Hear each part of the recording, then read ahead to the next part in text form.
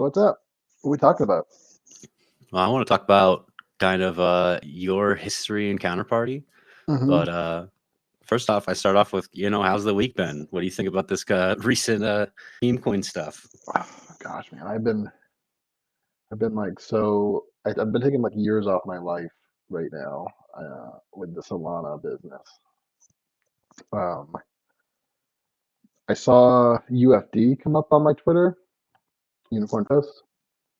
I saw it like an hour after it launched, and it's just like this guy named Moran who's like in his basement, gold bug, silver bug, and he was like, "I launched a meme coin." And I was like, "I'm in." This guy's built different. And then that has like sucked me into like these Solana shitters. And then I was watching it when Trump dropped. I played that, um, and it's just been madness, dude. Yeah, the Solana rabbit hole is pretty gnarly to go down.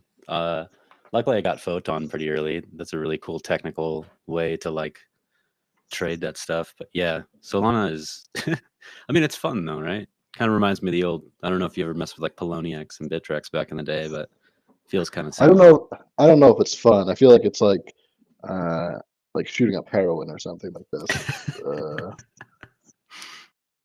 You're gonna have to go to else. you're gonna have to do some detox after the Solana trading day. For real. I want to be done with it, but I'm not done with it yet. Yeah.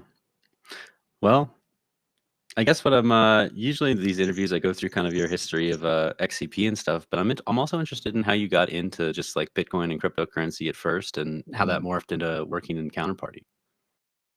Yeah, sure. The short of it is that I was domaining since like 2004. When I was like 14, I started buying and selling domain names with the money I was making working at a farm stand in the summer, like my sort of like first job. And I was flipping domain names. So I'd buy like a domain, I'd register for like $10, sell it for $20, or I'd buy a domain off somebody for like $200, sell it for $600, just doing like little flips like that. And so domain names have been like this digital asset that for me was like, it just made sense to have digital assets. And so crypto is very similar kind of vibe in terms of that when it came around. And it first popped onto my radar when Chuck Schumer was like, he basically went on the news and was like, people are buying drugs with Bitcoin online on the Silk Road. We have to shut it down.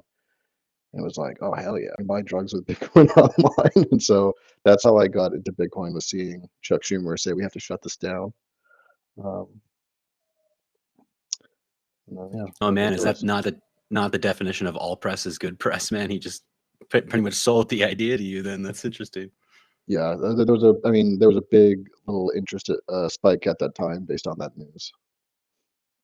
That makes sense. How did you transition into? Were you interested in Namecoin at the time? Because that was similar to kind of domain names and such. I tried Namecoin once. I registered a few things, but like they expired. I didn't keep up with it. Like I grabbed like, I think I grabbed like blogs or .bit or something like that, or like random domain names. But like I said, they expired and I didn't want to keep up with it. Yeah, there's this big, I remember in 2021, there was this big debate on whether name coins were NFTs at all because of the expiration and that. But the more that I learned about Namecoin, I was like, oh, that was a really interesting idea. I wish, despite whatever was first, I thought that was like a really, really intuitive way to go about it. Yeah, I mean, Namecoin's like a Satoshi sort of like approved fork. It came from this idea of BitDNS, and you can see on like the Bitcoin talk forums where Satoshi and other people are like, let's generalize this concept of a blockchain powered by, hashing and proof of work for other purposes. Yeah, that goes against some of the thesis of like Luke Jr. and other people saying that Bitcoin shouldn't be used for, things other than just money transfer. So but that's the idea was like, we can use this, but it's Bitcoin. It could be another blockchain. Oh, I see. Yeah. So how did you find out about Counterparty? And because that's kind of on the blockchain. I think in the early days it was considered the spam of the OP return and such. Yeah, Counterparty was just like on the top 10 of CoinMarketCap at the time, and it had a website, still has like almost the same website that makes it super opaque to understand what's going on. And so I kind of like overlooked it. But then, Bitcoin Uncensored, Krista Rose and Joshua Unseth, they were promoting Counterparty similar to how MoneyPod promotes Ordinals, doing a lot of interesting videos, kind of like gonzo journalism, and covering like the Bitcoin space, but also Counterparty. And so that was of interest. And then I saw that you could register asset names. And they're unique. And I was like, okay, this is domain names. This is what this is. So I went and registered like 1,000 of them. And I figured they don't expire. So the holding cost is trivially low. They were like 50 cents each. I was like, this is going to be worth, the risk return on this is very good. And so I got in, and then, having the 1,000 names kind of made me like not pot committed per se, but like invested in the success of the the protocol. But pretty much Ethereum ate Counterparty's lunch, and now Solana's eating Ethereum's lunch, and it's just the snake eating its tail. Yeah, 100%. I find that interesting though that you kind of came in from that side of domain name registration, because Counterparty is similar to that. A lot of people were getting in and registering Apple or JP Morgan, and I talked with J-Dog earlier, and he was like, yeah, I earned JP Morgan the name, but just Got funny 'em. stuff. Yeah, got him. Yeah, really showed it to them, right? So that's were you also like listening to Let's Talk Bitcoin, or was it just Bitcoin Uncensored? No, I found Let's Talk Bitcoin kind of cringy, just because I'm never like whenever people are like where libertarianism is like this big part of our, it's just hard for me to take them super seriously. But that's just me. Gotcha. Yeah, I haven't gone through many Let's Talk Bitcoin talk. Like there's so many. There's like 400 episodes, so it would probably take me a year to listen to them all. But that's interesting. I didn't know that there was this kind of libertarian kind of side to it. Yeah, basically everyone early in crypto is like super hardcore libertarian, and they go to like libertarian events, and they want to sell you silver and gold, and things like that. But that's changed over time. But the hardcore early Bitcoin people was just awash in libertarianism. But Yeah, and like anarcho-capitalism and such. This kind of yeah. I could see that. So yeah, so some of the earliest stuff I've seen your name on in Counterparty is like the developing side of things. Did you start kind of like getting interested in, the Counterparty GitHub and Counterparty Improvement Proposals first, or did you kind of like mint cards for a collection? Were you collecting like Spells of Genesis, or was it just kind of you wanted to be a part of the developer process? first and foremost, I was an investor. I registered a bunch of asset names, and then I had thousands of Counterparty tokens, and I was betting on appreciation. It was didn't work out to be a great investment for me, because Bitcoin appreciated at a much more rapid rate than Counterparty. But it's also a place where the community, if you buy a bag and it goes down, you're to the community. You're now a community member. So I started out as an investor, and then I had been sort of like leveling up my coding chops over time, and I think Bitcoin really leveled up my coding ability and my technical knowledge. And then with Counterparty, the first kind of like leap into tinkering with Counterparty is the founders. There was a foundation at the time, and they did a hackathon. And so I made a website called XCP Dex, and the idea was to just make it so you could browse what was going on the decentralized exchange of Counterparty without having to log in. Prior to me making that website, the only way to kind of see what was happening within the Dex was you had to like have a wallet open, and that was like a real pain in the butt and potentially a security issue. Like XChain at that time really didn't cover the Dex even, if I remember correctly. So I made a little Dex Explorer, and I won. I think it was like 300 or 500 Counterparty. I think JP Jansen won the event because he made sort of like a wallet, basically. And that got me involved with the coding a little bit. And then, it's a really fun community at the time. Well, like there was like this famous Skype chat, and we moved to Telegram at one point. and just a lot of like, interesting characters. At one point, like Vitalik was in the Skype chat when he was like launching Ethereum. We were like shooting the shit with Vitalik about how his thing sucked. And a lot of the ethos too of the Counterparty early on was like, scam busting, which probably, in retrospect, was like negative EV for everyone involved. But I'll pause here. What else do you want to know about Counterparty? No, that's all good. I'm learning a lot just hearing that, because I came in too late to see the Skype chat. I think you got there was like some sort of Slack chat for the developers too. I don't think it's around, or if it is, Could be. Yeah, I'm not sure. But I saw that reference in the early Counterparty Improvement Proposals. But one of the first times I see your name mentioned is the fully trustless games kind of proposal from back in the day, and Counterparty was experimenting with like rock paper scissors and a couple other things, and you would eventually make an on-chain game called Bitcorns. And I'm just kind of interested in that early aspect of like gaming with Counterparty and using these tokenized assets to wrap around gaming theories. Yeah, so like basically what was happening was in 2016, 2017, 2018, in this time, Rare Pepe came out in 2016, and that was like an insane time, largely driven by Joe Looney making the Rare Pepe wallet, pretty much like the first NFT web wallet marketplace that I think ever existed. And people were trading Rare Pepes like nuts, making them, trading them, buying, selling them. Everything that everyone's very familiar with now was happening then, but way more esoteric and strange. And then Ethereum got started, and they were doing similar things. And then there was this rare AF event that happened in New York City, where the Homo Pepe was auctioned for like 35 grand. And it was just like this sort of watershed moment where everyone went offline and met in person. And it was like, oh, this is like maybe like a real thing. Like maybe this is not just a joke. Maybe this is like, maybe there's like actual gains to be made here. And I left the Rare AF event really bullish on NFTs, and I made Bitcoin. And I was also playing a ton of like incremental games at the time. I don't know if you ever played like Cookie Clicker or things like that, or like a Adventure Capitalist. And so I'm gonna try to tie it all together. But basically, there was this early movement of Counterparty Ethereum came together, real event, very exciting.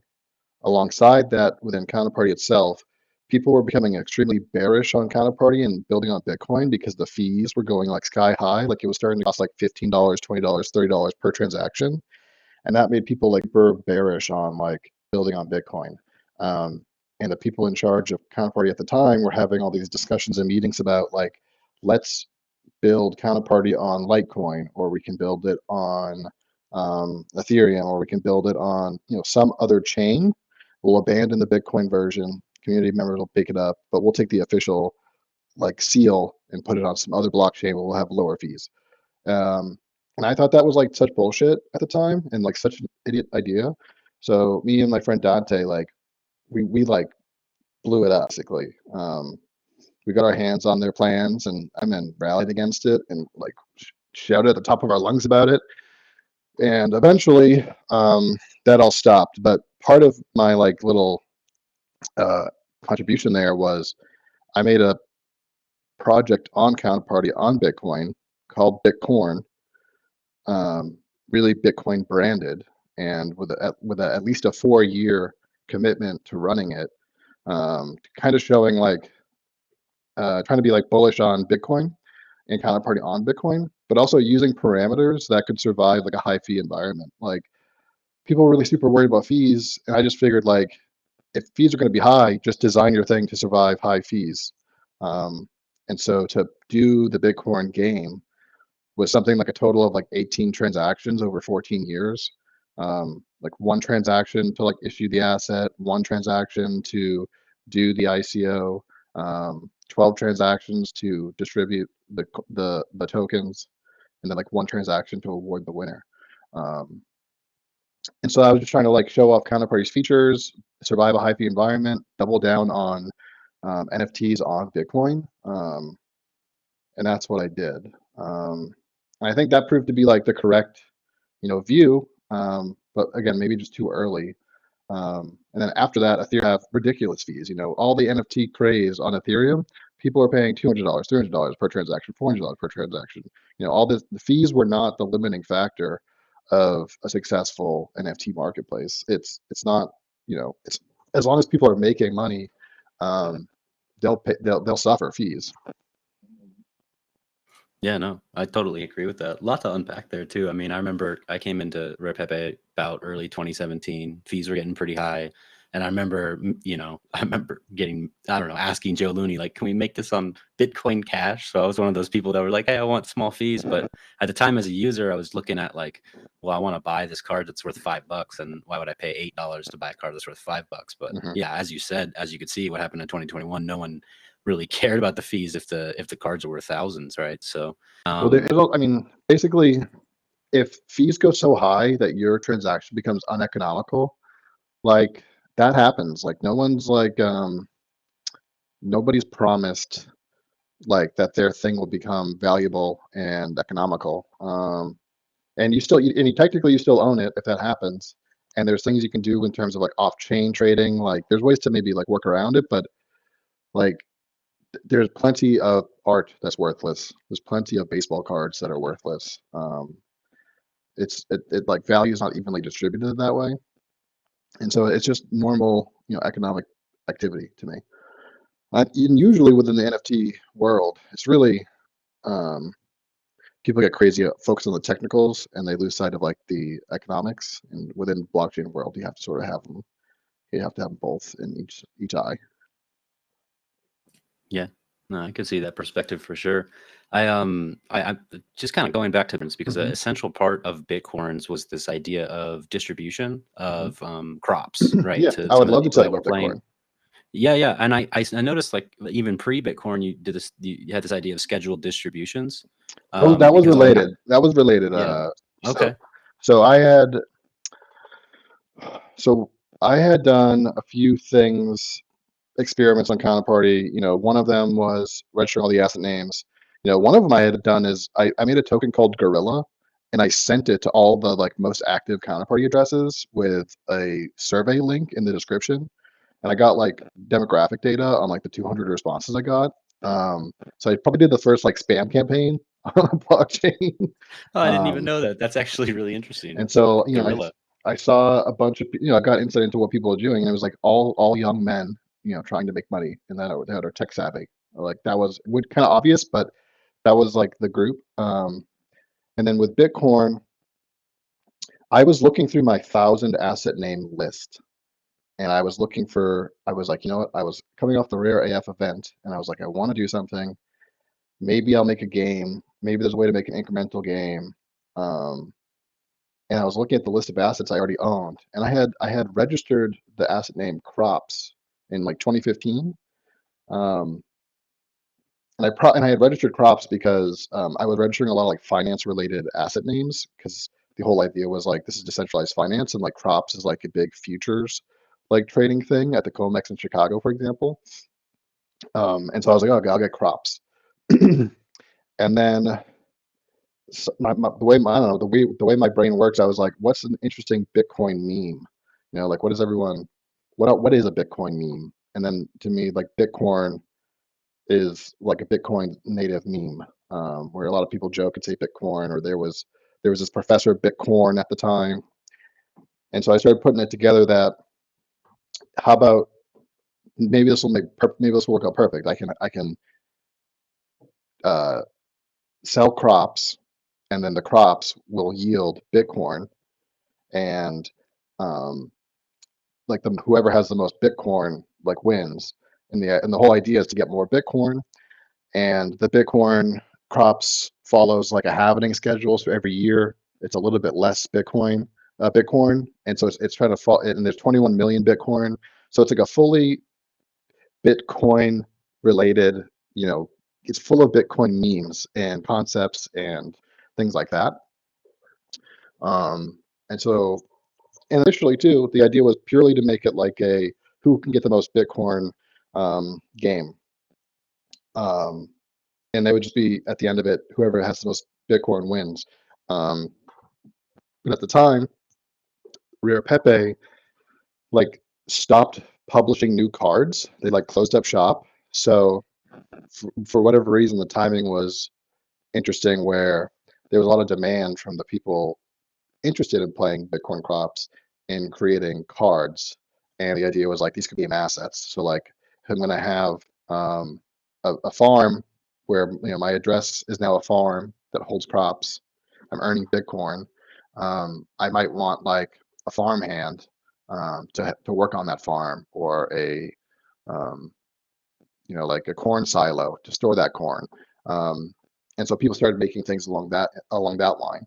And then it also became a way to make Bitcoin. Like I launch a card, I'm selling it only for Bitcoin, and we ran auction events in Telegram where we only allowed bids in Bitcoin and settlement in Bitcoin. And that's sort of like how it progressed. And then we had co-ops. People were worried that like one person was going to win because they went heavy and bought like 10% of all crops. And so we created this cooperative version of the game where there was that could be modified depending on what you held. It was just like I kind of ran it like like a DAO in a way where people would come up with ideas in the chat, and I would try to code it, and just we just build the plane while we're flying. It was a lot of fun, and a lot of it just happened in Telegram. A lot of the sort of like world making was like in the Telegram chat itself. All the characters were there. There's like the shared delusional place with all the characters, and it was a lot of fun. It was a little bit of like you had to be there kind of situation, I would say. But we had a lot of fun doing it. And then to support this game, I basically like what I was doing, what I was trying to do, Dave, is I was trying to go full-time Counterparty. And so I had this game. I did an ICO where I raised like $65,000 worth of Counterparty, enough to sort of like get some stuff done, but not enough where like I'm over like the high, like I wanted to pick an amount that was like decent enough where I can deliver on this, and people can probably see like a return through, I don't know, either the token appreciating or the NFTs related to it and things like that. Or if it went straight to zero, like it wasn't enough money where people would like lose their house. Maybe I should have done a bigger raise, but I felt happy with like what I raised. And then ultimately I ended up making like no money because I held the county that I raised, and then the price of Counterparty went down, down, down, down, down while I held it. And I was like, let me hold on to this and not sell it until I launch it. Because if I sell it immediately, people will think that I'm just like rugging. And so I held, try to show like my, faith in Counterparty. And then by the time I sold, I netted like $20,000, which is pretty much exactly how much taxes I owed on the $65,000. So I netted $0 on the ICO, and that taught me a lesson for sure in terms if I ever did future crowdfunding, which I haven't. But if I ever did future crowdfunding, you gotta turn it to cash. You can't let it float. 100%. That's so interesting. No, I mean, congrats for raising that much, especially at that time. And I'm just going to kind of comment on a lot of what you just mentioned, because you went over a significant amount. One was in the beginning, this 2018 Rare AF conference, I just talked with Nicholas Sierra, I've talked with Fresh Grilla, and then Theo Goodman. All of them were there. And I think it's regarded now as the first, in-person NFT event to ever be held. And it was historic because of that sale you mentioned, Homer Pepe going for $39,000, and they paid in Pepe Cash and all that. But then to take that kind of like influence and then go and start building this idea, an on-chain game, because it was completely different in the circumstance of like Spells of Genesis. And I know one other game like Mafia Wars was doing similar stuff, but I feel like Bitcorns, it was just revolutionary. I remember watching an interview. I watched your interview with like a Hodlcast, Sasha Hodder, and there was another interview. I forgot who did it, but I was listening to a couple, and you just kept saying this is an on-chain game. And looking back now at like historical NFTs, people are obsessed with this idea of on-chain. but every single aspect of what you refer, I feel like Bitcorns was this culmination of like all of Counterparty history into one spot. You had the idea of people making community cards, just like Rare Pepe did, where Spells of Genesis didn't necessarily do that, right? And then you had this idea of like using these on-chain tools like distribution or what is it called? When you distribute like dividends, right? Because the early idea of Counterparty was like stocks, and you could issue dividends. And JP Jansen was experimenting with that with his ebook and other different places. But you were using almost the entire category of protocol functionality within the game, which is all on chain and immutable. So you could rely on it and not have to have some sort of external service that necessarily relied on it entirely, right? Yeah. So I found that just incredible and makes sense now. I mean, looking back and seeing, I see you did a couple commits in the XCP GitHub in 2017. And I think that I consider, I don't know, I'm just a nerd when it comes down to the technical side of Counterparty, but that's a pretty big flex in my opinion to say, hey, I work on the code too. And then to go and say, I'm going to make a project that like exemplifies this, the aspect that you could have a community card come in and have it change the meta of the game. I think that's just incredible. That's just like, that's as if I made a, AK-47 skin for Counter-Strike and it like, didn't have any recoil or something like that. It was, I think that's remarkable. I think that was like way forward thinking for the time. But we were like living in the future, it turns out, like the thing about the future is it's like not equally distributed. It's here, but not equally distributed. That's like a common saying, but like it's totally true. Like the people that were doing stuff on Bitcoin were obviously, just visionaries. And, before Bitcoin even came out, you find out that there was people in the 90s talking about digital assets and cryptocurrencies and things like that. So, it's just like, everyone's building on giants or whatever. But with Bitcoin, the idea was like, make something that like just awash in Bitcoin culture and memes and things like just unashamedly built on Bitcoin, proudly built on Bitcoin, and then select for features that kind of show off what Counterparty can do. So like I did the ICO on the DEX, I put the supply up for sale on the DEX. Like there's no curves or AMMs like on Counterparty. So I could have built one. I could have like put different buy orders, different prices. So I like technically could have done that, but I put it all up for like one price. And I think I held like 5% of the supply for myself. I think maybe it was 10, and it sold out like super quick. It was exciting. It was like, oh, maybe this can be a new, vector for people. And I was also trying to show off, like, so I don't think I created a security with Bitcoin the way it was done, but it was 100% set up in a way to show off what can be done with Counterparty. So like, I sold crops, but like I sold crops in a way that you could sell shares.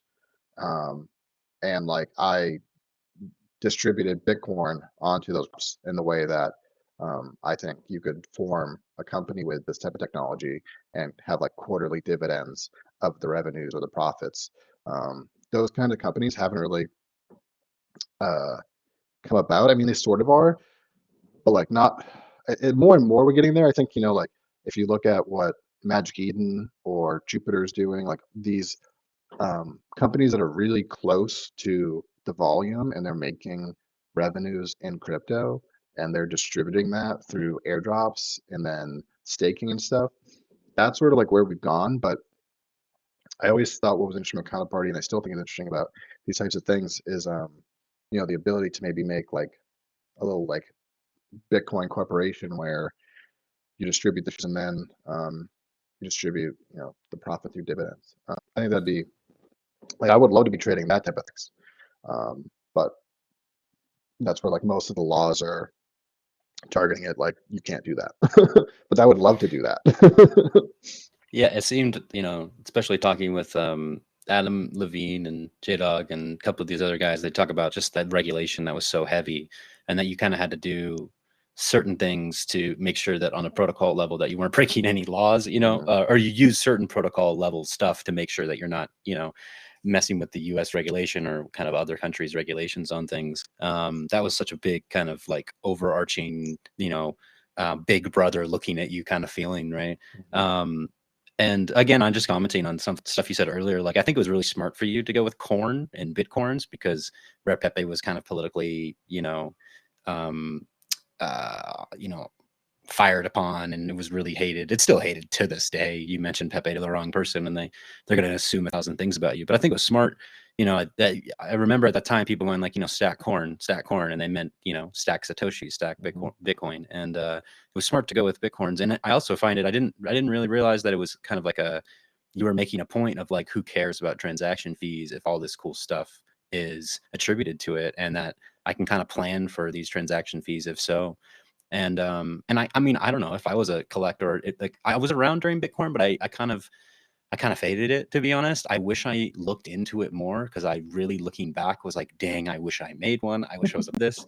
Because for real though, because I had played some like, I never played a venture capitalist or like cookie clicker, but I played some online games where like they had these big maps and like you could kind of go through stuff. And I look at even just looking at the Bitcoin, Bitcoins and the Bitcoin crops, and seeing these like little places on the map, it's almost like you were, it felt like a Decentraland in a way too, like, or like a bitmap, Yeah, we were, like like I this, said, we were going with it as we were going, and like me and the people that were doing the whole Bitcoin thing thought it like ridiculous that people were buying like crypto land, and then thought it was funny, and then some of us thought it was serious, and I was like, all right, like we can make this like a land thing. And so actually I did some work in the code where like the amount of crops you own is like proportional to a number of hectares. And so like it worked out where like your bubble on this map is like bigger based on the number of crops, but it's also an amount of like acres you're claiming. And if other people can't claim your part of the map, and people just all over the map, and people claim like their favorite place. It was fun.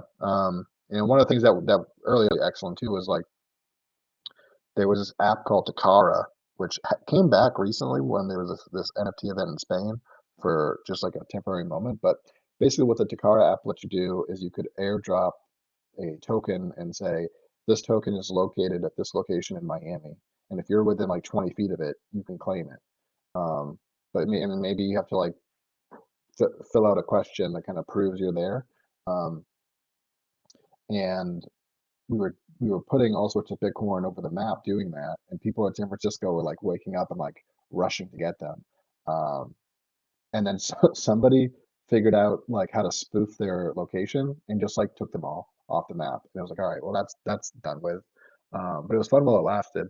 There were so many fun things that happened in Bitcoin, and I think a lot of it's just like a lot of it just came down to like the people that showed up for Bitcoin were so interesting in their own right, and wanted to tinker with the technology. Like at the time, it was like really hard to tinker with crypto stuff because um, basically it was like cryptographers that were like Bitcoin core developers.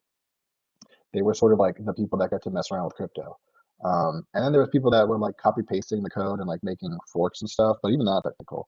Um, what Counterparty like enabled is, you know, and other things have done that now, but at the time, what I always thought was interesting about Counterparty is the ability to like play with incentive structures. It's not a thing that most people get to do before blockchains, where usually it's like your options are get a job, um, pay as minimum wage, or maybe you get a better job and you work yourself above minimum wage. You go to school and then you get a salary, and you work your way up the ladder, or you start a business, and um, all these different things, right? And then there's with this crypto shit, um, you can create these like there's like straight Ponzi's, but then there's also like this like there's other forms of like tokenomics where you can sort of have these like win-win situations where you create these incentives to join your thing, and accrue value to the participants, and you can do it in new and interesting ways that aren't like just like the standard things that have always been available, and people have really run with that. And with Counterparty, you can just like log into your browser, issue an asset, and get going on it. The main thing that Counterparty lacked was some of these like liquidity features. But it was on centralized exchanges at one point, and those were liquid. Um, a lot of it was just like too early, and then Ethereum really got a lot of traction, um, and it kept a lot of the traction. But as you've seen, now you have Solana sort of like getting the traction now. It's a dynamic situation, where history's not over. Yeah. Yeah, there's the main thing I hear interviewing early counterparty people is that they were just so early. Some of the things you mentioned, like Let's Talk Bitcoin, where you could write an article for Let's Talk Bitcoin, it might do well, and you might get paid in LTB coin, and then you could instantly go send it to a centralized exchange and sell it for real world dollars. And I talked with Adam, and he told me, he's like, yeah, people were gaming that. People were like in different countries where their currency was a lot more depreciated or inflated than other places were using that as a way to make money or just kind of survive, similar to how people like farm gold on World of Warcraft or like code bots to do that, right? Mhm. But I find every single aspect of that in the early days so interesting, and especially now these days when people they see Ethereum or they see Ordinals and they think, hey, oh, these are the first NFTs. I'm like, no, there was extreme amounts of intelligent and intuitive and just amazing experiments happening, and it's just cool to see your work over the years, not only your work just helping with the protocol, or I saw you wrote like Medium articles, but then to go and build Bitcorns and have people have like playing it. I mean, I attribute my entire understanding of how Bitcoin works and how to use it to Counterparty and to like Rare Pepe and like Book of Orbs and Sure. and these fun ways to use it, right? I mean, like, and then like, oh, I can create a card and then maybe it'll sell. And then I remember I sold I made a Rare Pepe and it sold, and then I could like, oh, I have a bunch more. I could like I could buy others with what I have, or I could go and just send it and sell it. Like this makes, I remember like it like turned a light on in my brain of like, this fucking makes sense. Like, and no one's here to stop us because it's all, in an immutable blockchain and or, immutable and can't be really taken down. And we're happy to see it's just taken off and a lot more people are interested. But yeah, these things that are happening now are, like Solana and stuff. I guess there's just always going to be the way that people are onboarded this entire space, and I guess that's always going to happen. I mean, damn, look at how many people Trump onboarded to cryptocurrency with this meme coin in the last few days. I think it's $1 billion in transactions or something, like in fees, or like I forgot the exact or whatever. But in the last, they printed. They printed. yeah, they printed. Yeah, there's another experiment, and I guess before I get to it, it's one of my favorites, but just that interesting idea of being around during Takara, and I just seeing these interviews with Christian Moss and seeing all of it just seems that Counterparty in those days were like the place to be. If it was top 10 on the cryptocurrency list on CoinMarketCap, it was just like, I don't know. It makes me so mad that like depreciate Counterparty history when it was like the most popular thing at the time, or Maybe. one of the most popular, I, at least for I don't tokenization. think it was ever like super popular, like, because even Bitcoin was the place to be, and even Bitcoin wasn't that large. Like you could get everyone interested in Bitcoin in a single room. Like it was, I think Bitcoin was the place to be. Counterparty was on Bitcoin. Um, Yeah, but I just mean for tokenization. I mean, you had what, Namecoin, Mastercoin, and then like Counterparty, and then eventually Ethereum, of course. But this idea of like just tokenized assets, and but yeah, I know I could ramble about that for days, and I'm sure there's a lot of other things we could go through there. But I want to talk about something you did after Bitcoins that I find incredibly historical and interesting and not well known, and that is the NPCs collection, where you used sub assets into it was the first time I can tell from my research that someone used sub assets counterparty collection, and you did some really interesting things with Twitter accounts there. Can you talk a little bit about NPCs and how that started and what that looked like? yeah, basically, NPCs was at the time. Um, there were all these NPC Twitter accounts. People were changing their Twitter to like an NPC like avatar, and with like funny woke sayings in their descriptions. And it was like pretty obvious that they were going to get banned and censored. And so I started taking screenshots of some of the funnier ones, um, and I made a little collection out of them, and then they all did get banned and censored. It was also kind of commentary on like, like I've always thought like PFPs are a little silly, like 10K PFPs, and so like it's kind of a PFP thing where like I'm taking, and also at the same time people were like tokenizing tweets, so it's just sort of like um, a little bit of commentary on like satire on what was happening at the time. I also launched that anonymously, and then later took credit for it, but yeah, I don't know. Well, I can see why you launched it anonymously. I mean, it was pretty. I don't know how far away we are right now, but back in those days, there was a huge amount of censorship on the internet, and that lasted through 2020, through COVID, and all that. This idea that the NPC meme really triggered a lot of people that didn't consider themselves NPCs, non-player characters. If people aren't aware of in the culture at the time, either political or just on Twitter and such. And the idea of just like mixing tweets with tokenized assets or just Twitters, I just find that remarkably interesting. I find it just like, other people were linking videos or image, or, oh, I'm going to link my blog to this, or I'm going to, like with Koji's experiments and stuff like that. But I find, well, first off, it's just like a protocol first of like, no one had used Subassets yet. It was kind of new to use Subassets, I think, or somewhat new around that time. And I just thought it was just remarkable. When I found it, I was like, "Oh, who did this? This is crazy interesting." And I wonder if there's a way to look back at some of these NPC 451632 and go find the Wayback Machine. I wonder, is there any way to bring an archive up of some of this stuff? Do you think?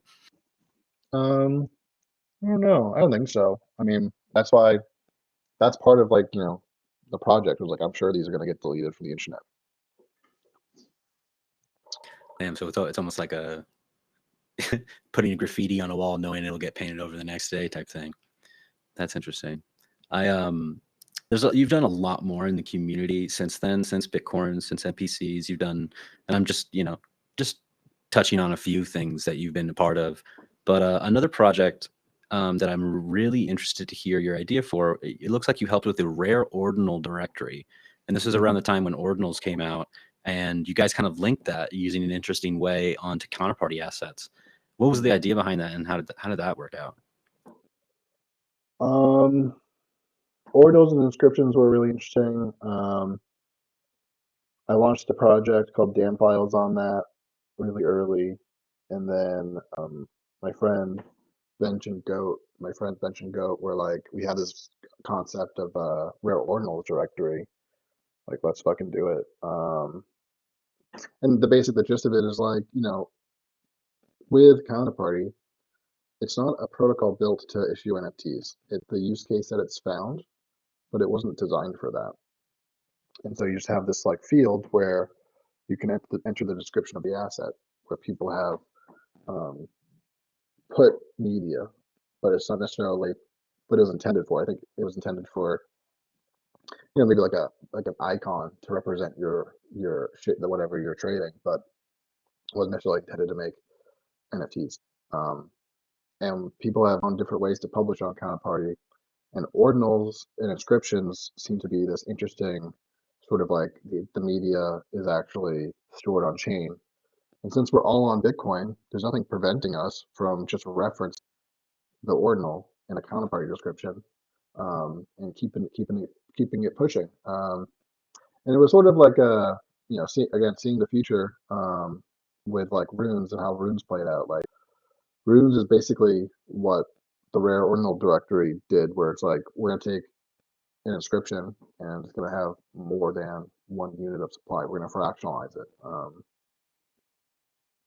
The only thing that was wrong with the rare ordinal directory was around, we made it so that the supply was one and it's divisible, and that was sort of around the concept of how like we're fractionalizing these inscriptions. But it probably would have been better just if people could pick whatever their supply wanted to be. Yeah, I was going to mention that. Yeah. This fungibility aspect of turning a 1 out of 1 ordinal into something that's like 1 out of, I don't know how many digits there are, maybe like 1 out of a billion or something like that, because it go up to 8 digits, up to a Satoshi amount. Yeah, effectively, you make the issuance of everything like 100 million. So it was the like a little extra flair on the project that probably was the most harmful to it, but like it's so hard to know when you're making something like this. Like it was like a real grip it and rip it situation. Like I think the first stuff around where Ordinals dropped, like I think it was the sub first within the first 1,000 inscriptions. I'm pretty sure, or like soon after. And it wasn't that easy Oh, to make inscriptions at that time either. It wasn't like you could just go and upload an image to some website and it would make an ordinal for you. You kind of had to be technically savvy a little bit. Or am I wrong there? Because maybe I was just I dumb always, and lazy. no, I mean you have to be good with the command line, but if you can set up a Bitcoin node and you can like use the command line, I find making ordinals and inscriptions like really easy. You just basically like upload a file, but you have to use the command line to do it. Yeah, and that was before recursion, right? Where you could you do That was recursion? before. No, it was before recursion and all the other stuff that came later. But I don't know. Part of it too is just like you're not going to catch like guys who've been making NFTs since 2016 off guard with some new Bitcoin NFT shit. Like we're gonna be there. Yeah, yeah. Well, I find that super interesting because you have, or at least super historic. And I know it was somewhat still recent, but artists now, like where Skrilla, he'll make a new, fake commons card or a counterparty Hmm. asset, and now just in reference one of the inscriptions. So it's just kind of become a new way to say, well, instead of referencing some Imgur link or even an IPFS or an Arweave link, we can just do inscriptions. But I just think that's interesting that it kind of like Counterparty's evolved to use the new tooling as you go. And I think there's some sort of like ethos to that in a way, to be like, hey, I can use anything I want to reference it. And I don't know. I know a lot of the HNFT people kind of, or the people that argue about early NFTs, they're kind of like, well, it's not on chain and this and that. And I'm like, well, the token's on chain and the reference to the description that they did go to. And sometimes things were referenced without a description at all. And people like, certain things on LT Bitcoin or other places, it just kind of, the token, and it's how Joe Looney talks about it. The token was the art itself. And Yeah. like look at, like, I don't know, going back to the Bitcorns in itself, you win an NFT if you won Bitcorns, if you Yeah. collect the You win most. bragging rights. Bragging. Yeah, it was just a token called bragging. I think that's going to be a heavily, like, in the future sometime. I don't know when. Maybe in a few years, maybe Maybe. forever from now. But that's going to be a historical NFT in my opinion. Even though it doesn't have, like, it's all about the story that wrapped around the token, right? Bragging, and Yeah. Well, what's funny about that one too? That it's a token without art, so it's like, is that an NFT? well, Um, I mean, it's a non-fungible token, but it doesn't have art onto it. But it references, if you know the story behind bragging, that's like, you had to do so much work. That's like getting, I don't know if you know this, but in the Counter-Strike world, there are 1 out of 1 Counter-Strike skins. But the only mhm. people that own them are people that like won a major event, like Monacy, right? He's a pro Counter-Strike player, and he got a 1 out of 1 Counter-Strike skin for winning the event and having like the most kills on the team. And that skin, that's not even an NFT. It's like literally just lives in, Steam and on Valve and on their servers. Mhm. That's worth like 1.8 to 2.5 million dollars. Like, it's incredibly collectible. So I think when people look back, they're going to look at bragging. And in my opinion, again, not financial advice or anything, but I think it's going to look back with the same kind of high accord attributed to it, even though it doesn't have any of this extra information that people kind of rely on these days. But Yeah, there's a lot of proof of work behind getting the bragging token. There's also a squad goals token that the winning co-op receives, which has a supply equal to the number of people that are like on the team at that time.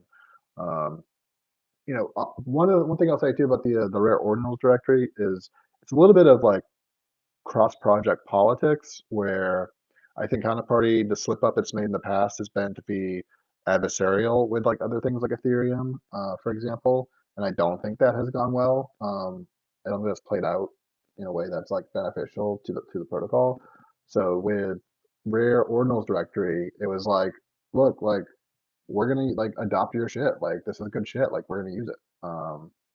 And I think it helped diffuse some of the um, the beef there because early on Casey was going on his podcast being like, yeah, Counterparty sucks, and then some people took some issues with that, and then I think we were trying to help diffuse that bomb, um, and I think it doesn't matter anymore. But like, I'm actually I did a Hell Money podcast episode with Casey and Aaron hasn't been published yet, but I'm told it's in the can and it's going to be published after some of these timely things they're doing with respect to the strategic Bitcoin reserve with David Bailey, for example, and one other.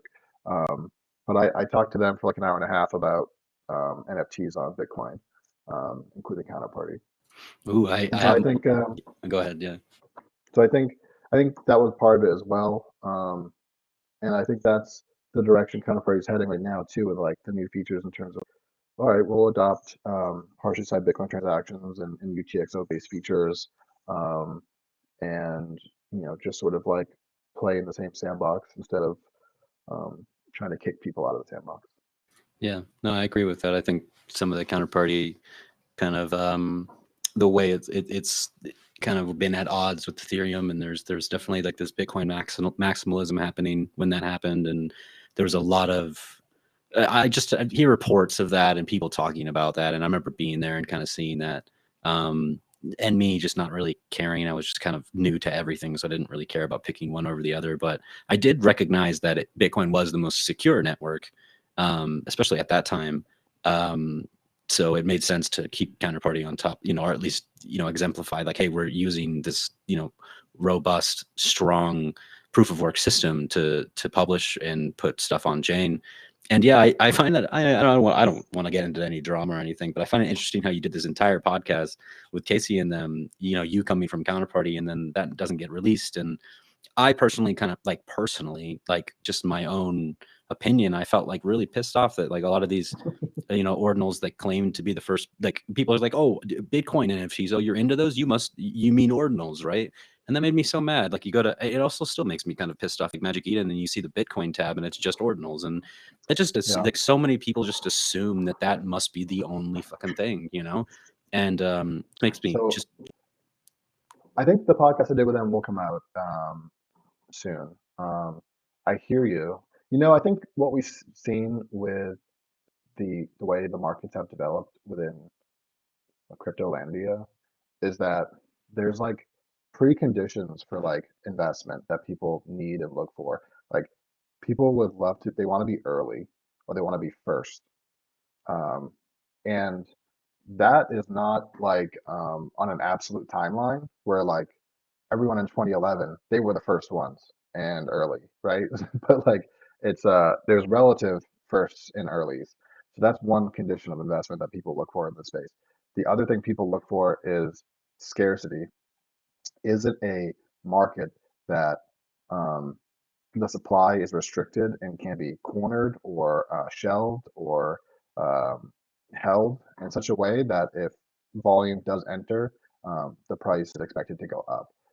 So those are like two conditions people really look for. And then liquidity. So like, is there the liquidity that, you know, can crash against low supply so my early bags can pump?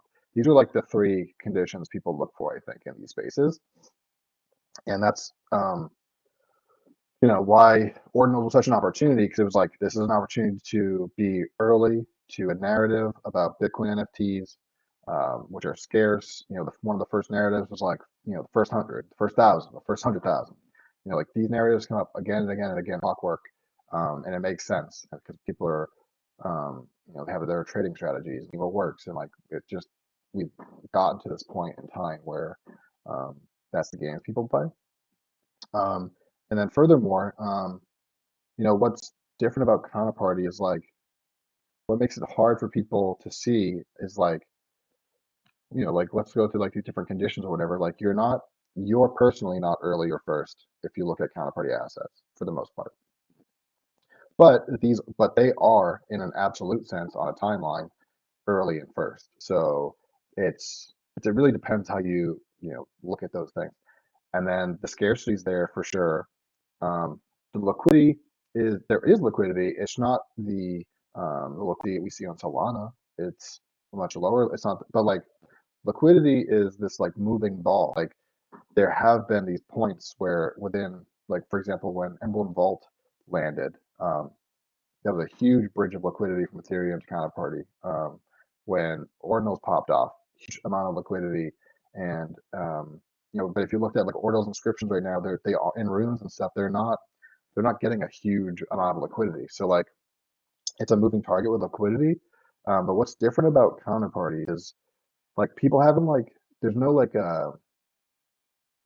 liquidity pool where I can dump all of my NFTs or like all of my tokens into, right? So what you have is these really long-term holders who have held so long that like they're not trying to sell for for to just recover a penny or something like that. So you've got long-term holders who value the things on Counterparty as these collectibles that they've held and owned for as many as 10 years.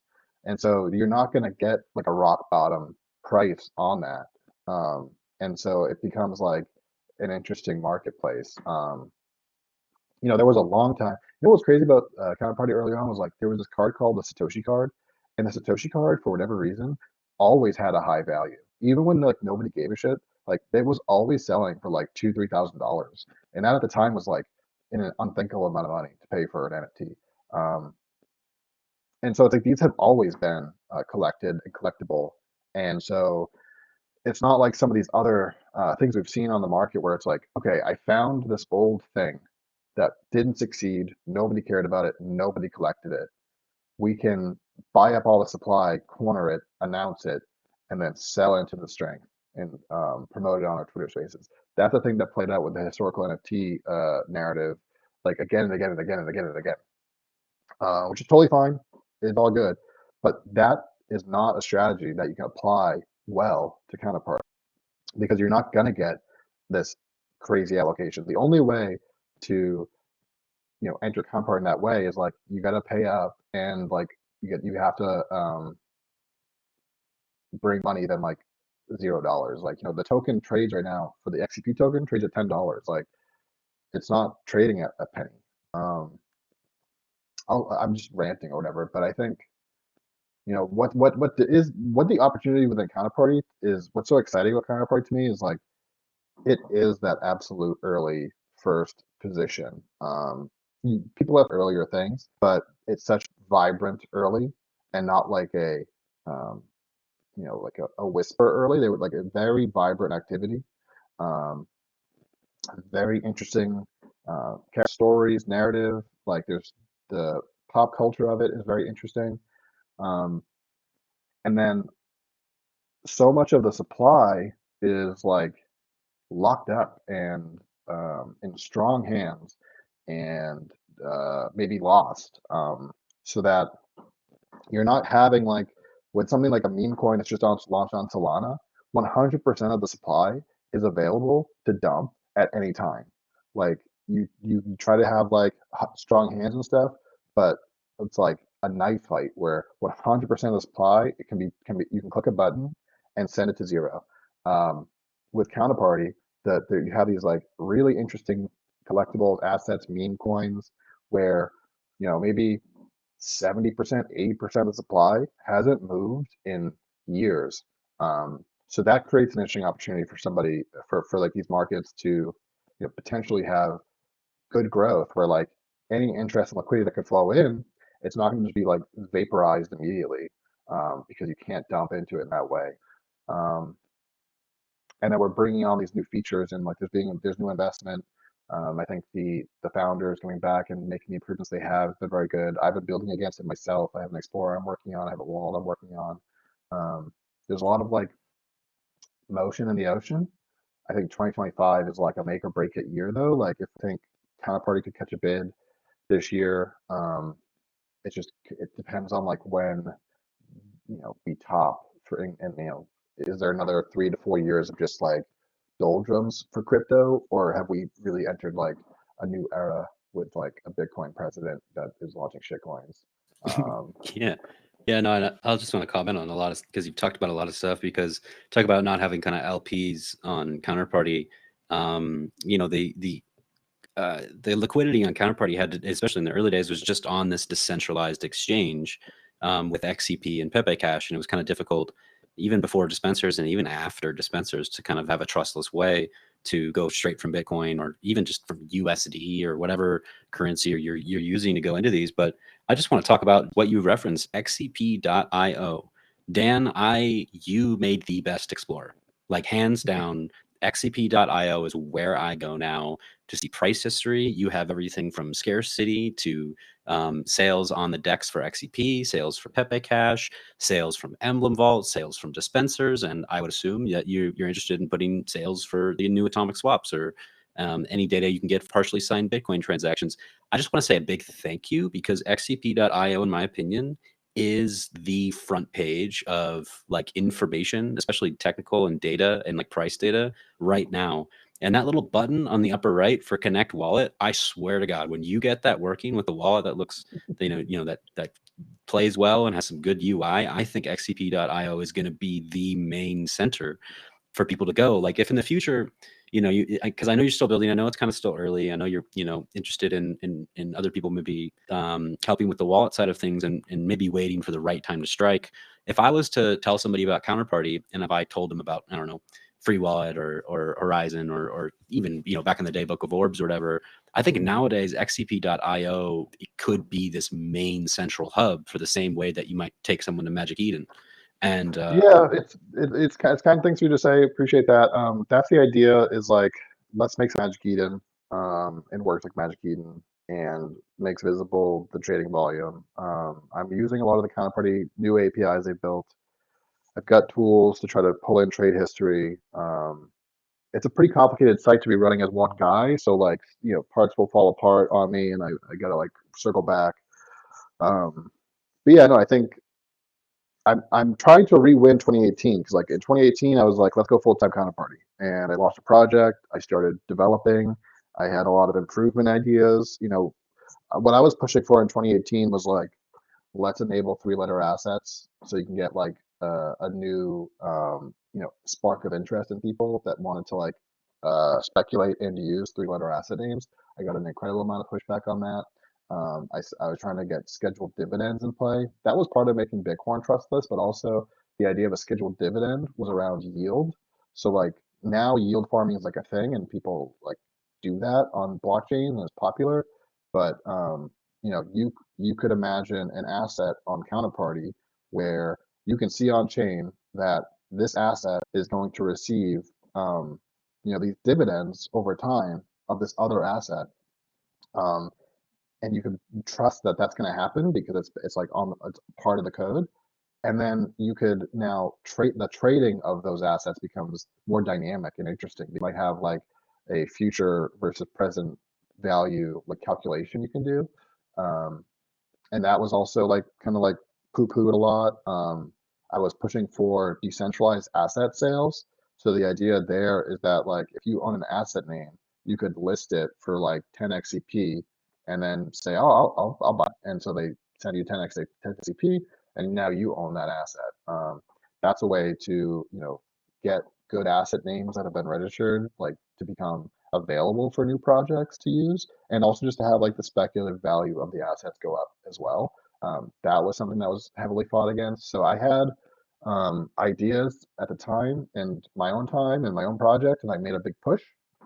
Um, and I was like thwarted, I felt like. So I was really demoralized by that. And also timing was good, Bitcoin. Like 2018 was like a doldrum year for Counterparty. And I know that you've seen that, Dave, with your research, but like it was like the timing of the launch of Bitcoin relative to the market was like pretty much awful. The 4 years that it ran were basically like this big trough in Bitcoin. Um, but now with the founders coming back, I am re-energized by what they're doing. They're making a real serious investment. They have a strong vision for what Counterparty can be, and to modernize it. They're doing it. I'm using their APIs, and part of the hardest part is that they keeping the APIs so fast that I have to keep recoding stuff. But they're totally dog fooding the Counterparty protocol. They built a wallet, they built an Explorer, they have a marketplace available for purchasing Bitcoin transactions. They are dog fooding the technology and building it as the people that are also using. And the rate of improvement is really high. It's hard for people to see that because there's not necessarily a bunch of builders on top of it, although you kind of see glimpses of it. But yeah, my goal roughly is, I have bought a large amount of XCP. I have a large number of Counterparty NFTs I hold. I have a project that I've launched that I'd like to continue to like be part of the conversation. And so I have built this Explorer. Part of that just seeing how Xchain and Scan is doing these things where it's like publishing forks or whatever, and it's just like outdated looking. It just looks old. But and I still use that, but it's like it looks old. So building something more modern, building an alternative. I think the founders are building interesting things. I don't think they're like the kind of natives. I think they're like the bio parents, but like everyone in the counterparty community is like the real parent, like the adoptive parents. Like we are the natives. And so I think I'm positioned with my experience to build tools that are like really keyed in to what people want and need. It's just there's limitations to my time and effort and stuff like an energy. So I have these bursts, and I got a version out of the Explorer. Sometimes it goes down. I have a under development Chrome extension wallet, but there's like parts of it that need improvement. So it's going, but I'm trying to bring all the pieces together. But I do think if I can get this website going, bring that wallet to the market, and let people shop in one click on things, I don't see why that couldn't be the spark to have people start seeing like, oh, maybe there is an opportunity here. Like, because there's so many incredible assets that are like $10. But that's one of the things I would like to spend some time on in the next year. Like if it all comes together, I'm just going to be posting about like here's like 5 things that are for sale on Counterparty right now that are like basically no money. Like one of the things that I stands out to me, for example, is like Dan Darkpill. You're familiar with him, his work, right, Dave? Oh, absolutely, yeah. Did you know that he launched more NFTs? No, are they connected to his main address that he did for Repepe? Oh yeah. Oh my goodness, no, I haven't looked into that. I don't know if I ever dove into that. His issuances. Last time I checked, I'm the only one that purchased them. Like he just dropped them, and nobody fucking cared.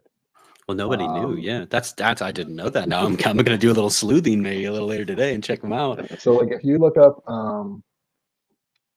he did it around the Olympics. It's called like the Olympiad, and so he issued like these different Olympics themed NFTs, and they're all in dispensers. And if I look at one, for example, yeah, so he's got a bunch of them. They're all in dispensers. They're $200 each, and I'm the only one that bought. So there's like these weird unities that he also has if you look at his address, he has issued a bunch of Trump-related asset names, but hasn't put any art on them.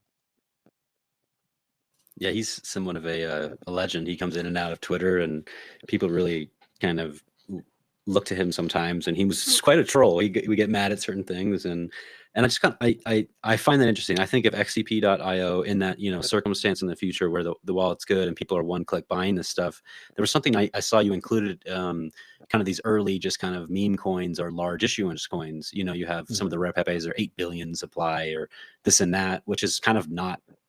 Pump.fun coins are 1 billion supply, right? It's not like people care. Yeah, and then, let's look at Pepe Cash. Pepe Cash has an issuance of 1 billion, and 30% of the supply is burned, and then another big chunk of the supply is on an exchange that I think it's locked up on. But let's just say that the circulating supply is 690 million times the current trading price is 2.5 basically. So that's an $18 million market cap for Pepe Cash. And if we were to look at Magic Eden top runes, an 18 million market cap would make Pepe Cash a top 5 rune. People don't realize that, Dan, and I'm trying my hardest, with what I can do to try to open people's eyes to some of this early stuff. And maybe that's all that we need is a marketplace that you can kind of see that data really easily, like Magic Eden, and kind of click through it. Maybe that's all, maybe not. I'm not sure. I think, I'm about to go I'm going to Miami to present this research at Tatiana Moroza's event, the Counterparty, and Adam Krellenstein is going to be there. And I'm going to look at him and say, hey, you really need to work with Dan, because Dan is just, I think you're in the exact right position to new users, to like these old assets, to be interested in them, to notice how big these market caps really are. I mean, the Pepe market cap for all the cards is what, like $500 million in market cap? And that's not like market cap of just like made up. That's like last sale, like, you know, something that's pretty reasonable. That's $500 million. That's ridiculous. It's ridiculous that that's not really like in the crypto mainstream or the crypto Twitter mainstream or any of that. And anyway, I might be rambling on that side of things, but I just love your tooling to show that. And I love that you included some of these early things of, hey, let's look at the sales history of like Let's Talk Bitcoin, LTB coin. Let's look at the sales history of Tatiana coin. Let's look at like, these are like not like, these are ridiculously interesting, you know, coins, and like they have some crazy interesting price history already. So I just I can't, you know, it just my brain to like, how are you trading, you know, a $20,000 pump.fund token where you could get, you know, rugged on or whatever. It's about attention, it's about liquidity, you know, like we have, and the tools, you know, so like I think the tools are getting better. I do think the window of time is closing just because of how the market has like its fluctuations and things like that. But I think, you know, the timing could be good this year for some of these tools to shape up, and for attention to sort of like be there. Because yeah, like if the tool is there and the information's there, I think you could see renewed interest, because the opportunity is pretty clear. Like with something like a Pepe Cash, for example, I think the counterparty bets are super obvious, like XEP, the token XEP. I think that's the most obvious bet on counterparty.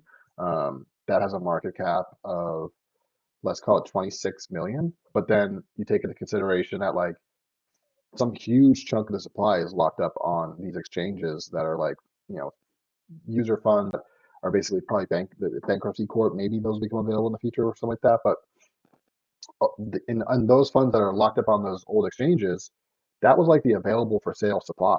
And so like the sellers are all locked up in these exchanges. And so the sort of like circulating market cap of Counterparty is very low. It's maybe 10 million, 15 million, 16 million. And so the risk reward of that is like significant when you look at other comparable things. So I think, you know, if the tooling is there, the information's there, where I can, you know, put Bitcoin into a wallet and click buy, I think those things, you know, under the right, you know, timing conditions and things, could bring, you know, renewed interest. And I think, you know, there would be first movers that would like benefit the most, but you know, you only need a few people to start peeling off, or not just peeling off, but like expanding their view, you know, from ordinals and inscriptions and runes or BHD20, and you know, looking at the gains that those communities have had, even though their volume has reduced now, and applying that math to Counterparty, and you know, the risk reward looks really incredible. Like if you compare Counterparty's XCP token to something like Stacks is like a $2 to $3 billion token. You know, the multiple difference between that and Counterparty is, you know, that's a high risk, high reward scenario. Yeah, that's like 100. No, that's like 200x almost. If your math is right there. Yeah, that's insane. And I guess maybe that, like, because you were talking about before of like this idea of opportunity, and it's like, even though Counterparty is kind of older and it doesn't feel like you're first, if people are seeing, you know, like let's say, and I'm just going theoretical, you know, let's say somebody goes to xcp.io, they have their wallet, they can connect their Xverse, right, or Unisat that they've already been using, and then now with some sort of atomic swap or partially signed Bitcoin transaction, start buying up this stuff, and kind of reduce that like friction of having it be, you know, I don't know how that would look, but let's just theoretically say it's reducing the friction of going through the decentralized exchange or using some other wallet or something like that. I just think that would have that feeling of being first, of like, oh, I was the first one to start using the wallet on xcp.io, and I started picking up grails. You know, I just picked up these Dan Dark Pill earlies. No one knows about them, you know, and I just see that, I could see that just absolutely, you might get run, you know, if that happens, you might get absolute insane amounts of what do they call it? You know, when people use the website, I think it's called bandwidth or just like usage statistics. I think that would just skyrocket at that point. And people are just going to be telling 10, 5, 10, 20 of their friends, posting them in chats of XCP.io, link your Useset, let's go, and I think it would start and I guess, one of my last questions for you is like, what are you working on now? But we're talking exactly right now what you're interested in. Yeah, I got the Explorer, I got the wallet. Yeah. The wallet is under development, but like I use it. Like I personally am using my own wallet. That's the level of developed it is. Well, that's how Free Wallet started. I mean, that's how JDog kind of started. Was hey, I just want something to use so I can use these functions that aren't, necessarily given to me on Counter Wallet. So it makes sense that you'd build it in the beginning like that. I mean, you've been here for so long. If you made a wallet for yourself, it would probably be perfect for the community that is already here. And then if that also works for these kind of newer aspects of people that are used to trading ordinals and these UTXO style stuff, I think that would make sense too. I guess I want to pick your brain just a little bit more. I know we've been running about an hour and a half now, and I just thank you again for your time to talk about it. I'm just interested to hear your side of things and go through some of the historical stuff, and also your tooling is just great. It's amazing. Bitcorns is awesome. Everything you just have the resume, the counterparty resume already out there, and I think that's incredible on its own. But yeah, I'm interested. Do you think that with these new developers that they're going to be interested in some of these things like LPs on Counterparty, or do you think might use their minds because they other people shot you down beforehand with like scheduled distributions and kind of gamifying this what did you mention before? I used a word for it. It's not like dividends, but the idea that you're going to receive certain assets verifiably. Yield farming. Yeah. Do you think that might come into the future? Do you think you'd push for that? Do you think the new developers are interested in that? I think the new devs are well, they're the old devs, but like they get their eye on the prize. They have some really interesting ideas. I mean, I think one of the things that they're looking at doing, which I've mentioned in the past, is like just like 100x the supply. So we go from like 2.1 million to like 210 million, or maybe even higher, so that like the that like price bias isn't there, where people are like, oh, it's $10, that's expensive. It's like, yeah, it's $10, but it's like it's on a $15 million, $20 million market cap. Like that's not expensive. So I think if it could go to like become Counterparty could be pennies, that would be interesting. They're talking about making XCP more of a gas. I think that's really interesting. Everyone's used to like you've got to have Solana to use Solana. You have to have Ethereum to use Ethereum. Like I think it makes sense that you have to have some XP to use XCP. I don't know if this is speaking to what you're asking, but like lately I've been thinking the other thing about Counterparty is it doesn't take that much volume to increase the value. Like if you're somebody who's used Counterparty at all, if you have a Counterparty wallet, like own at least one XCP. If you are somebody who like issues assets, trades assets, use an X, own 10 XCP. If you're somebody who has made like 6 figures in selling Counterparty assets, you should own like 100 or 1,000 XCP. Like this, I think it's a type that we could basically CTO our own token with Counterparty, and I think that's one thing that I'm going to put out there more and more. Is just like if you're a Counterparty person, do you own Counterparty? And a lot of them, if you ask them, don't, because it's for years it was like, oh, this doesn't make sense. Like the token doesn't make sense. We can do this with just Bitcoin. It's a shitcoin, blah blah blah blah. But there's so many reasons to have a token in the crypto economy that we're in. I'm going to pause because I went on a tangent again. No, you're good. I want to comment on a couple of those things. One is like, I sold a couple because I collected some rare pepes and I made a card and I sold some of them and about I think it was 2 years ago, I came back and said, okay, I'm going to buy a bunch of X because I want to use it. I bought a couple hundred. But the problem with me is that I come from rare pepe. So once I have XCP in my wallet and I started to see this arbitrage opportunities for like Emblem Vault, I just spent it all in pepes again. I just couldn't help myself. I mean, this is kind of my own issue, but it's where I come from. Maybe it was a mistake, but that's just kind of what happens to me when I hold XCP. I just see a lot of people sell things cheaper if you do it through the decentralized exchange, and then there's the opportunities to make dispensers or put it on Emblem. But then I my side on the minting more XCP kind of side of things. And I wrote this in the GitHub. I don't know how much my opinion matters, but I wrote it anyway. Is that like I look at Arweave as a perfect example of I just personally don't think you should issue more XCP, because I look at Arweave and I go, okay, well, Arweave back in the day used to be super, super cheap or whatever. And you could use Arweave to like, publish, I published the documentary in TIMELINEXCP on Arweave. And when I came back, I thought it was only like $2, but when I came back, it was like $20. Like, oh crap, it's so expensive. But then I realized, I was like, well, I'm only using, this small, I'm only using like, I don't know, 2 or 3 to put 4 gigabytes on there. And so my theory on the whole, issuing more supply was like, well, why not just make, what do we use XCP for anyway, right? Making assets. Right now you make sub assets or you do sweeps, right? It's just like turn those fees down, and then boom, $10 seems like nothing. You're if you want to make a fake commons or whatever, you're only buying 0.005 or whatever it is. That was my kind of, and I took that from just seeing Arweave in particular. It's like if I go to Arweave and yeah, the coin's $20, but if I'm using 0.000045 to put a JPEG on there, I'm like, I don't give a fuck if it's $20. But again, that's just my perspective. It's just a marketing game, because, and this is like what I was saying. The opportunity of all the counterparty stuff is they're like they're there's low float, like only like 5, 10, 20% of the supply is actually in circulation. And so the prices are being set at the edges. And if you have a larger supply, it has this like multiplying effect of like this market cap number.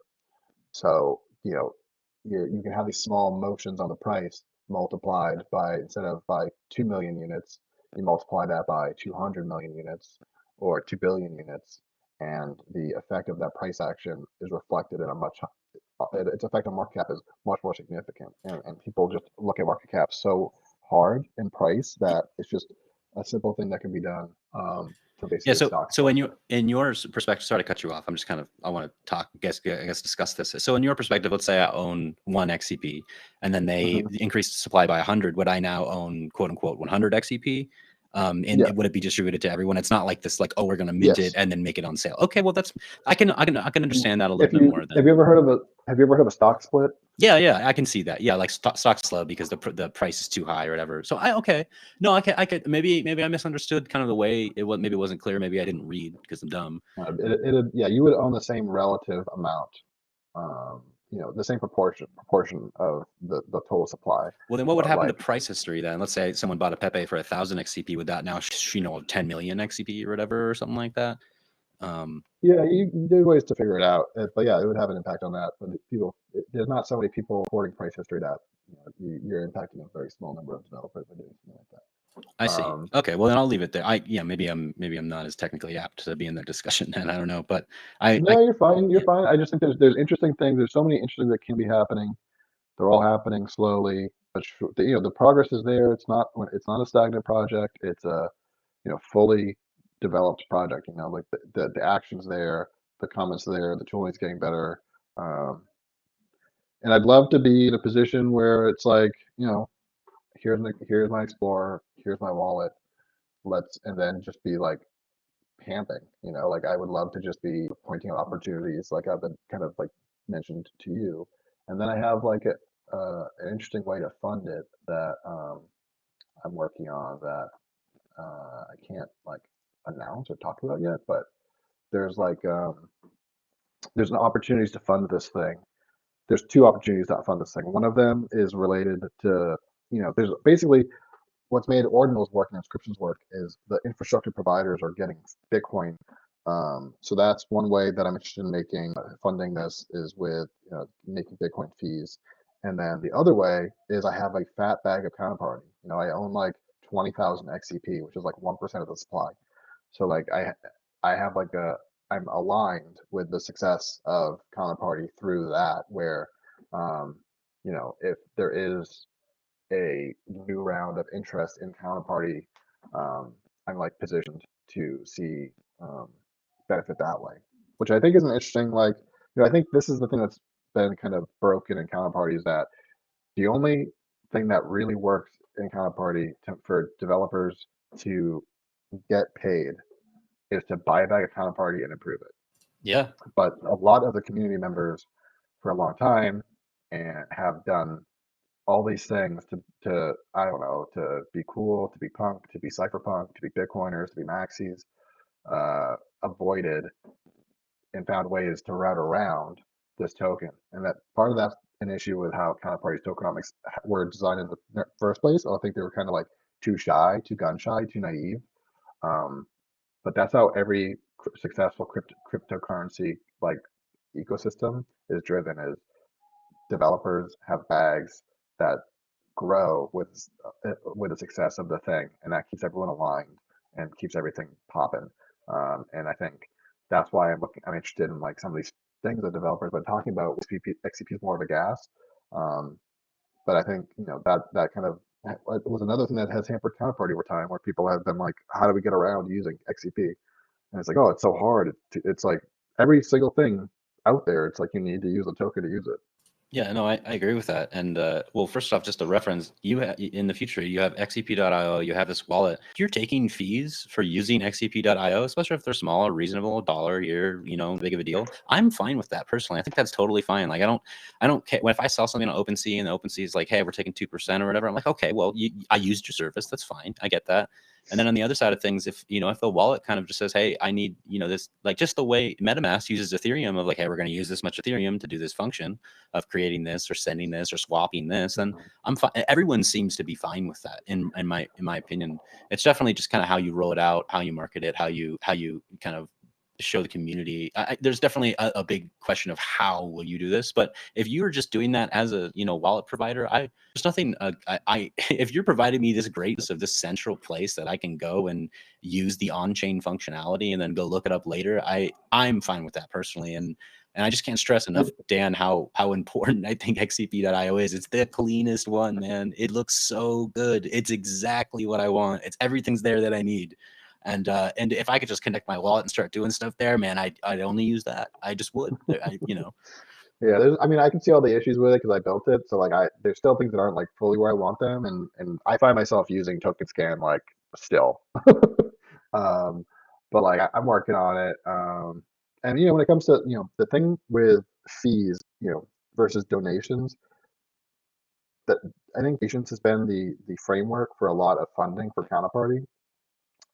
Donations only go so far. I think we need to move into this fees world. And when people find fees acceptable is, in basically two scenarios. One, they're making money. So they're like, yeah, I'll pay fees because I'm making money. Like with matching of orders, like these partially signed Bitcoin transactions, like the service provider is, keeping these order books and facilitating the matchmaking. You're making money. They're providing that service for you to make money. It all makes sense to people. They're very willing to pay a small fee to make money. That's like, it just is what it is. And then the other time where people find are willing to pay fees is around like urgency. There's this like, for example, and it's not something that's really popped off strongly on Counterparty yet, but like fair minting, if you're trying to get into a mint, we've seen this with runes, like people will pay higher and higher fees to like get in to the initial mint out. So like that's a place where people are willing to pay fees. Or like if you have tools that help you bulk mint, people are willing to pay fees for that. So if there's an urgency factor, or if there's a I'm going to make money factor, like that's where fees become just part of doing business, and it becomes like an economically viable ecosystem where there can be like that wealth effect for the ecosystem where those fees get reinvested into the infrastructure. That's like how things are working in other ecosystems. That's what Counterparty failed to achieve. Could it achieve it in the future? Possibly. It's always an open question.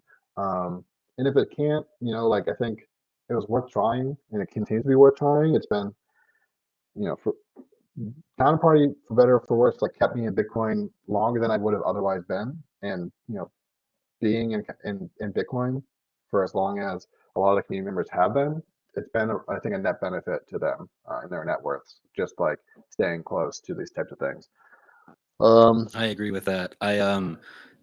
Sometimes when I'm really cynical and I tell people about crypto or NFTs, I tell them that in the real world, the rich get richer and the poor get poorer. But in the crypto world, the rich get richer and the poor get slightly less poor.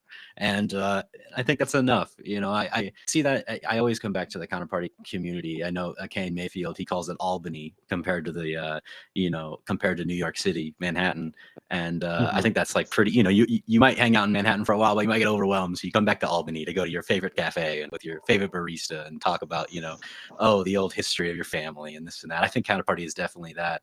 And I'm a really, man, when you talk, I get kind of, sometimes I get cynical about certain things or pessimistic, but just your side of the building on Counterparty, I just respect and I support your work you've been doing. And man, I don't know how I could help, but if I could, you let me know, because xcp.io is just so fucking sick, man. It's so, I don't know if it's the UI or if it's just the fact that I can click show value and it actually tells me the truth, because TokensCan doesn't.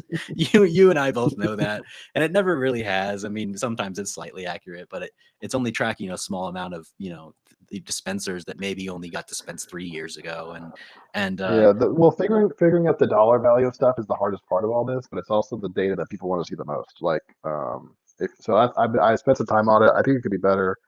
I'd love to be in a position to invest, more time in this, and be more full time. But like a lot of what I've been building is while I'm on. But basically, I had a kid, and he's 6 months old now, so oh my I've been gosh, just out of the job market. congratulations, Dan. That's a big Thanks. deal. So I've been like out of the job market and just focusing on like him, and so lately I don't have any time to code, but um, I there's a beautiful world where this does work out full time, but it's such a hard, that's the thing about Counterparty stuff. It's like it's not all VC backed or anything like that. It's very like pull yourself up by your bootstraps, and it's been that way for a long time.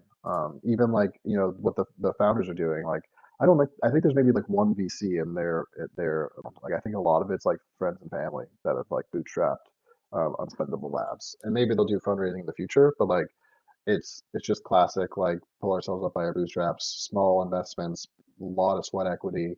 The community, tons of effort in terms of like the creatives, the artists, that have built on Counterparty. Like there's so much sweat equity in Counterparty, um, and it's done again. Like you got Ordinals, you got inscriptions. They're really interesting. They're very cool, but like you can't go back in time to like 2015, 2016, and it has this unimpeachable history, unreplaceable history, unmatchable history on the right Bitcoin block, right blockchain. Like it's positioned in that way is so strong that if the tooling can roll it to a forward to a better place, you kind of like wipe off the muck of like, oh, the tech's not good or the code's not good or Yeah, whatever. yeah, And that's like, well, what's your next complaint? Like, like, yeah, so yeah. And I don't know.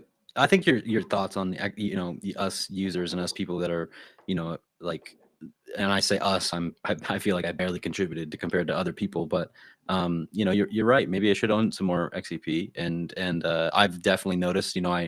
I helped write the user manual for Free Wallet. Just I don't, looking back, I kind of think I'm crazy for even doing that, but I'm really proud of my work. I usually, it's funny because in my normal life I do creative writing, so to do technical writing was a new challenge for me. But like, yeah, relying on donations was just like none. I mean, I got like none, like compared to the time and hours and stuff. So I look forward to a future. It would be beautiful if some sort of funds were pushed towards the people like you that are building in the community, building exactly what we need. And, or instead of, focus on things that I feel like aren't as important, but that's just my opinion. I could be wrong. It could not be right or whatever, but how awesome would it be if you would say, Hey, Skrill, I want you to do the art for, this exchange or this wallet. Like how fucking cool would that be? Or like, Hey, Kane, I want you to do like a, like help do the music for this like marketing that we're going to do, or just like I don't know, there's so many aspects that I think it could be so successful from the people that are already here in the community, if you know what I mean, and that's just a uh few names I'm dropping. There's a bunch of other people that I just wish that if somebody came into the we're in the community and say, hey, let's get these people together, they're extremely intelligent. I mean, look at like Al Fernandez, Pepe.wtf, and just like these aspects of people out there that are just they're really good resources that I think are underutilized at the moment. But hey, we've been going for a while, and it's been so interesting to talk to you. And Dan, usually I do this kind of spiel at the end where I talk about my TimeLineXCP, project, and I talk about the token and how I put the research in a token, and I did a documentary, and it's on Scarcity, and there's cool physicals. But I can see everybody in the space right now usually has been hanging out in the spaces already, and they know that. But but yeah, I'm so, it was so cool to do research and find out, what your place was in Counterparty history and how you're still actively building. And just talking to you right now gets me excited of this. Just there is a chance of a bright future where a lot of these problems are solved, and that we look back and go, I remember the time where these problems weren't solved, like, oh, remember that, like so I just want to thank you again for just kind of just taking some time to talk with me about this, because I'm just so interested in all aspects of whether it be Counterparty history or just kind of what we're doing now, or what's going on now and what the devs are doing right now. And fair mints, I think, are interesting. I told my roommate about fair mints, so we sat down and I showed him how to do fair mints in like the first day, and I was like, oh, let's mint these cool ones. I had missed the mints token, I missed that one because I'm technically I don't have a node or anything, so but my roommate's now like interested in Counterparty. He's like, oh, that's cool. Like, whoa, like I didn't know. And mints at the time, what we would, I was like, dude, here's $20 in your account and come mint with me. I just gave it to him. I was just like, no, let's just do it. Like, it'll be fun. And he's super interested in that now. And I was like, damn, that's so cool. But yeah, I don't know. Just any closing thoughts on what you think, or anything else you want to add? Because I think we've heard a lot. This is almost 2 hours. I don't want to bore people entirely, but I feel like this conversation could last a while. I would love to pick your brain about 1,000 other things, But Yeah, like I think TimeLineXP is very cool. I'm definitely gonna pick some of those up soon. I know I see there's like 4.5 days left, maybe just 4 max before it sells out or closes. So I'll definitely pick some of those up. I think you could work on that. I don't see my face in it, but I do see a Bitcoin card, so I'll take it. your face in it. No, I have you on your timeline commits. I have you on the developing upgrades, your And there's a proposals. Bitcoin card in there, so we'll take that. Oh yeah, there's Bitcorns in there. That's for sure. The thing is, though, is that just, I've been working on that timeline for about a little over a year and a half now. I've spent hundreds of hours, talking to people, DMing people like Koji, Christian, Skrilla, you. I probably have annoyed you a couple times, like, hey, tell me about this project. I need to know, I want to add it. And I have a huge list of things I need to do.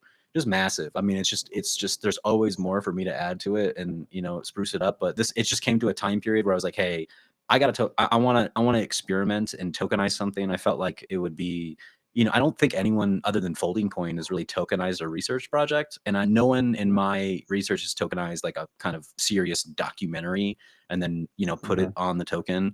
And just another aspect of like, I like token scan because it shows all my cool shit. It shows my little iframe that points to the time.graphics infographic. It points to my video. And I saw you did that for, xcp.io does that for sure.